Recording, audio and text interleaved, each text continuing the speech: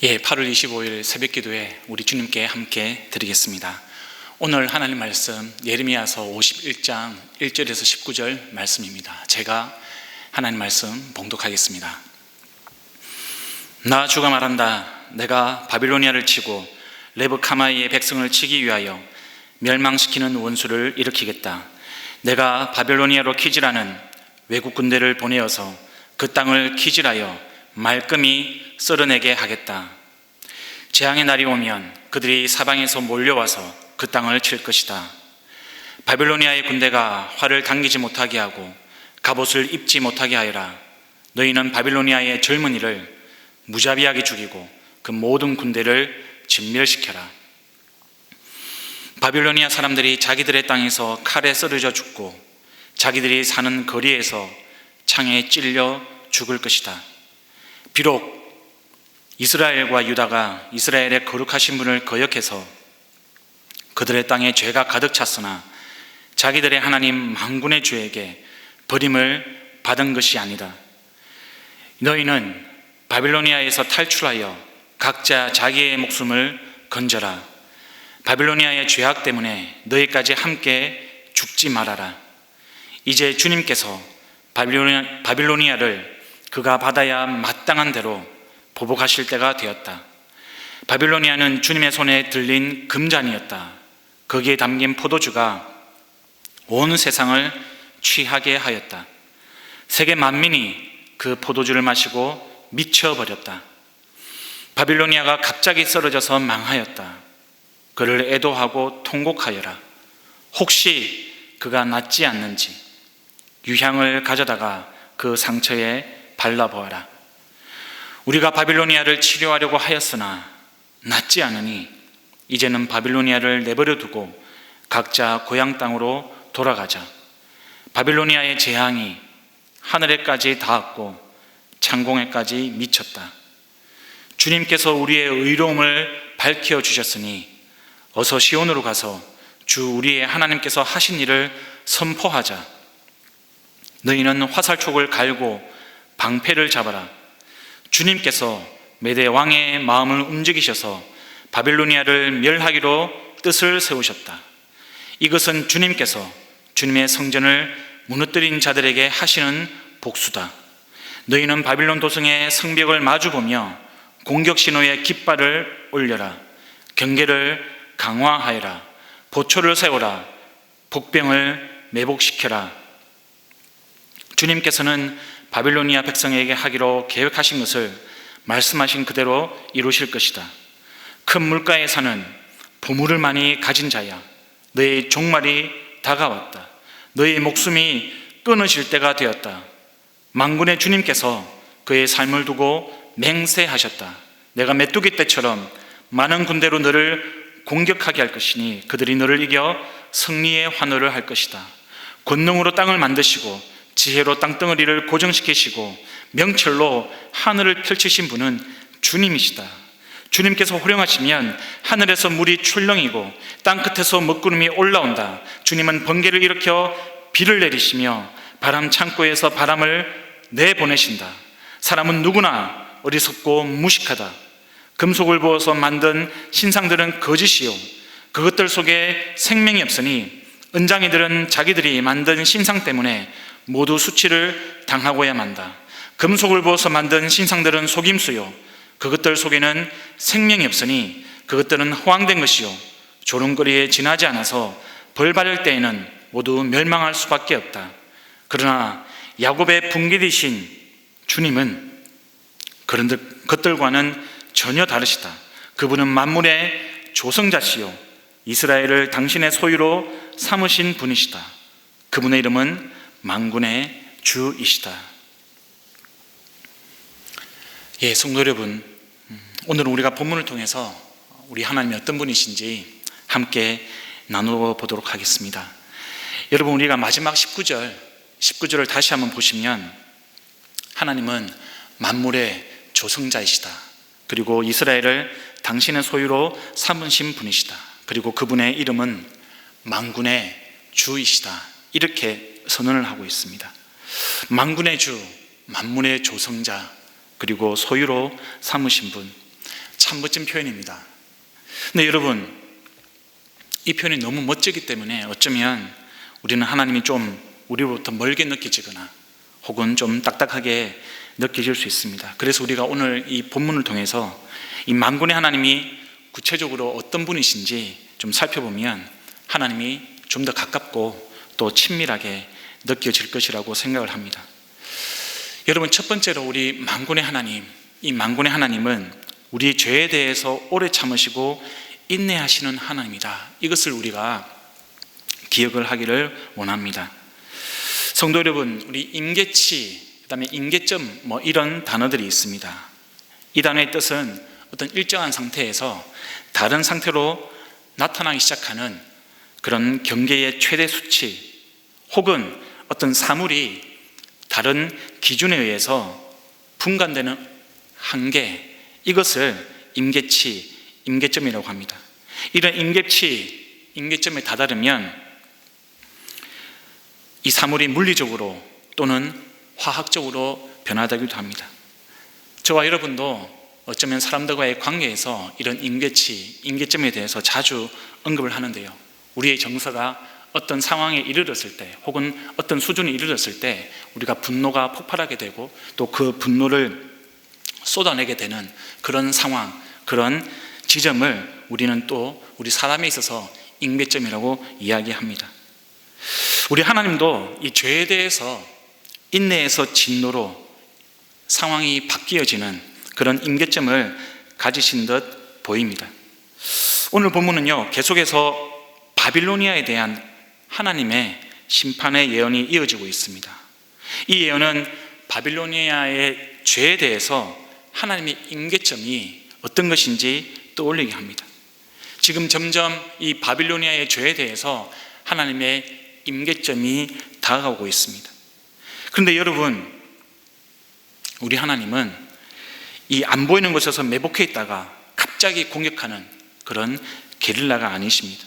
어떤 평안롭게 잘 지내는 사람에게 갑자기 나타나셔서 너 잘못했지, 내가 너를 생명을 앗아갈 거야, 이렇게 멸망시키시는 분이 아니라는 것을 우리가 먼저 알아야 합니다. 하나님은 징벌하시기까지 먼저 인내를 하십니다. 그리고 징벌과 심판 전에 반드시 경고를 하십니다. 하나님은 하나님의 임계점에 다다르기 전에, 하나님이 임계점에 다다르고 있다라고 그 전에 경고와 또 예언을 통해서 말씀을 하십니다.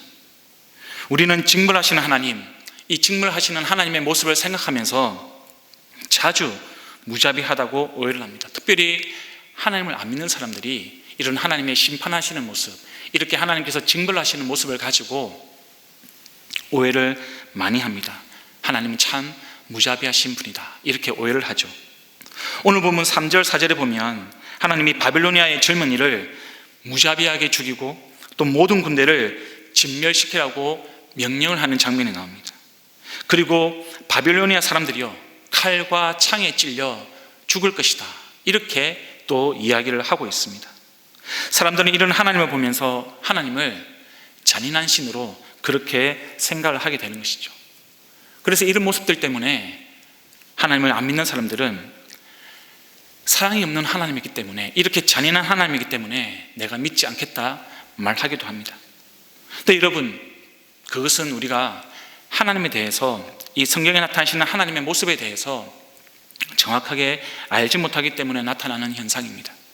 정말 하나님이 무고한 생명을 무자비하게 죽이시는 그렇게 잔인한 분이신가? 아니, 그렇지 않습니다. 우리 하나님은 그렇게 나쁜 분이 아니십니다.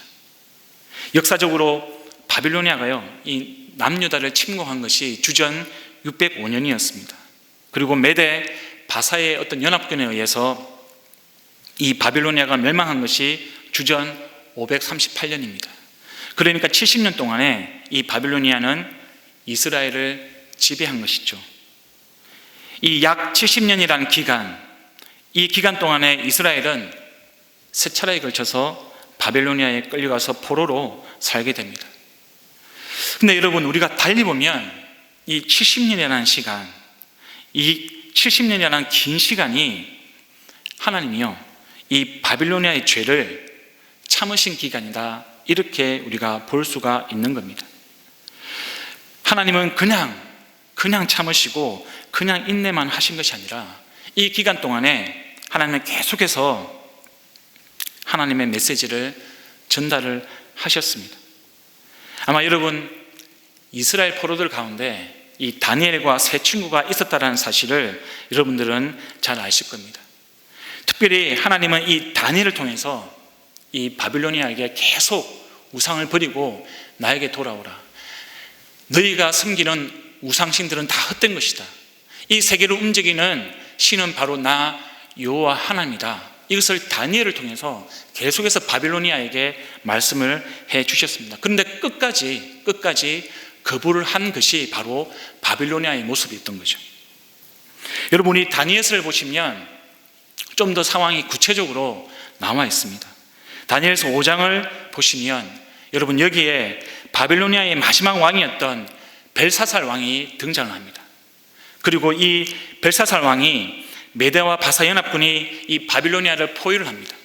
그런데 그 포위한 상황에서 이 바빌로니아의 귀족 1000명 그리고 왕후와 후궁들을 불러서 이 왕실에서, 왕궁에서 술잔치를 벌이는 모습이 나옵니다. 그리고 그 술을 마실 때요, 그냥 마신 게 아니고 자신들이 예루살렘 하나님의 성전에서 약탈했던 그런 금그릇, 은그릇들을 가지고 거기에 술을 부어서 마시는 장면이 나옵니다. 심지어 술을 마시면서요, 금, 은, 구리, 쇠, 나무, 돌로 만든 자기들이 만든 우상들, 그 우상신들을 찬양하는 장면이 나옵니다.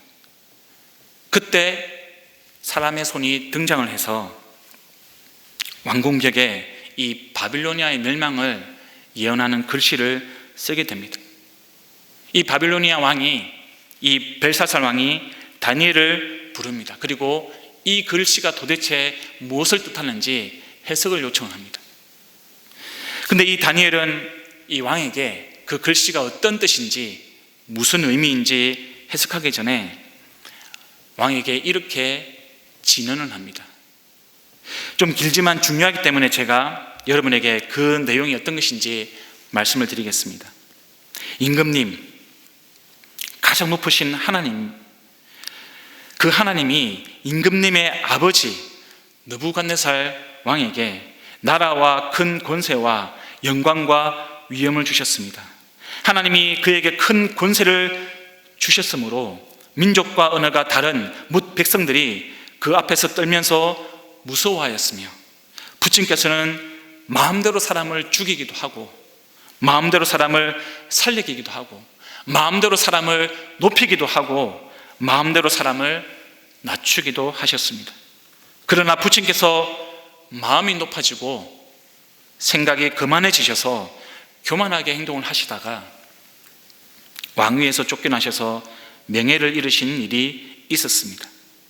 사람 사는 세상에서 쫓겨나시더니 그의 마음은 들짐승처럼 되셨고 들나귀와 함께 사셨으며 소처럼 풀을 뜯으셨고 몸은 하늘에서 내리는 이슬로 젖으셨습니다.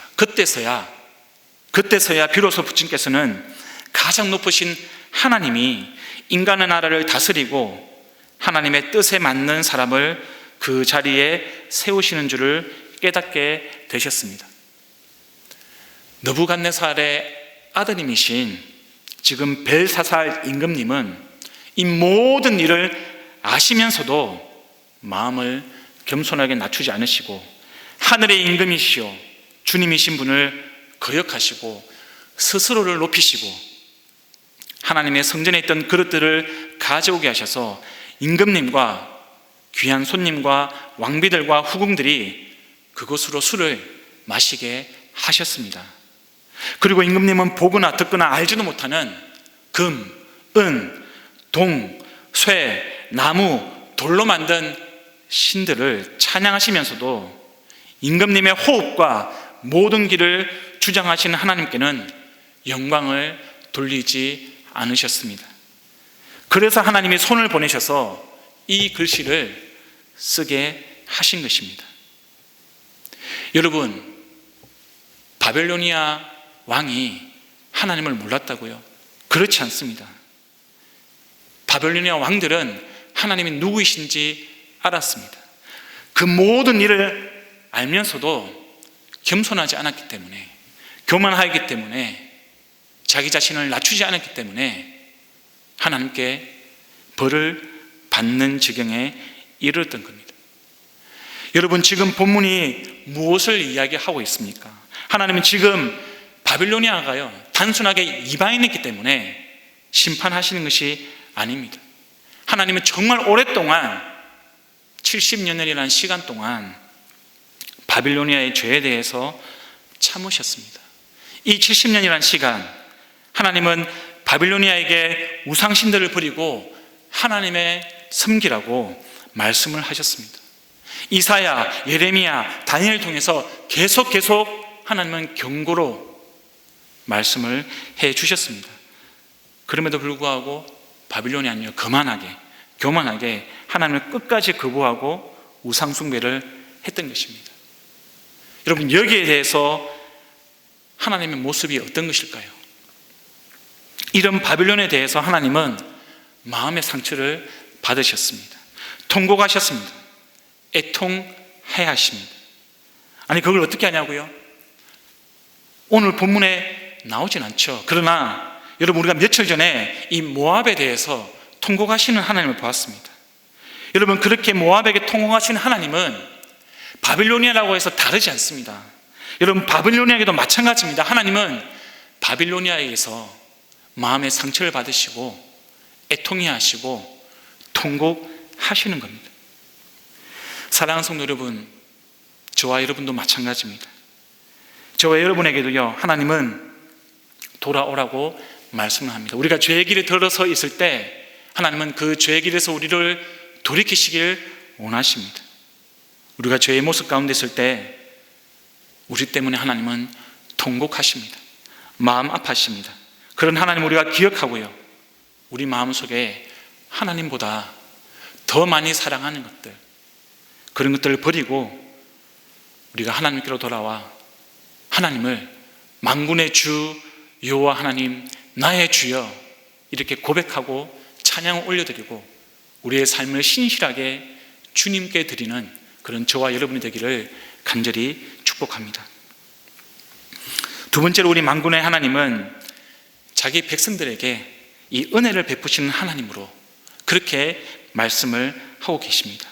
여러분, 5절에 보시면 비록 이스라엘과 유다가 이스라엘의 거룩하신 분을 거역해서 그들의 땅에 죄가 가득 찼으나 자기들의 하나님 만군의 주에게 버림을 받은 것은 아니다, 이렇게 기록이 되어 있습니다. 비록 그들이 죄악을 저질렀지만 만군의 하나님께 버림을 받은 것은 아니다라고 그렇게 지금 예레미야가 이야기를 하고 있습니다. 여러분, 저와 여러분은요, 우리가 계획했던 일, 우리가 바라는 일이 잘 되면 뭔가 하나님이 나를 돌보신다고 생각합니다. 근데 반대로 우리가 계획했던 일, 우리가 바라는 일이 잘 안 되고 우리가 생각하지 못했던 큰 어려움에 빠지면 하나님이 나를 버리신 것은 아닌지, 하나님이 나를 외면하시는 것은 아닌지 그렇게 생각하는 그런 경향들이 있습니다. 근데 여러분, 저와 여러분이 하나님의 자녀라는 그 믿음 가운데 우리가 서 있다면 우리 하나님은요, 우리가 죄의 길에 있을 때일지라도 우리 하나님의 은혜를 베푸시는 분이십니다. 물론 죄에 대한 대가, 그 책임은 우리가 져야 되는 것이죠. 그러나 그것 때문에 하나님과 우리의 관계, 우리가 바로 하나님 아버지의 자녀라는 그 믿음이 흔들려서는 안 되는 겁니다.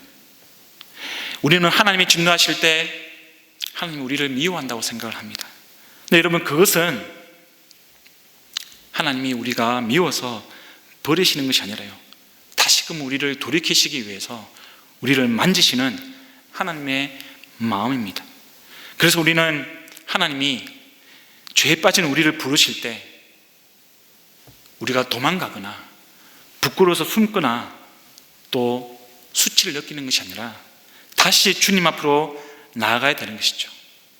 그래서 우리 그분께 우리의 상처, 우리의 부끄러움, 우리의 연약함, 우리의 모든 죄를 다 내어놓고 주님 앞에 고백을 하는 겁니다. 그렇게 죄의 길에 빠질 때 우리의 반응은 십자가 앞으로 나와서 우리의 있는 모습 그대로를 주님 앞에 다시금 고백하는 겁니다.